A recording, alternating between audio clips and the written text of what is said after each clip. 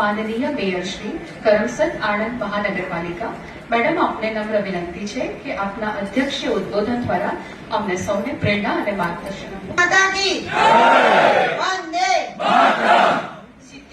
one महोत्सव अंतर्गत करमसद आणंद महानगरपालिका कक्षाना वन महोत्सवनी उजवણીમાં ઉપસ્થિત મુખ્ય મહેમાન શ્રી મારા ભાઈ સમાન લોકલાડીલા ધારાસભ્ય શ્રી આણંદ,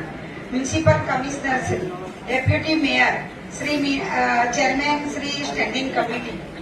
શ્રી મીરાભાઈ,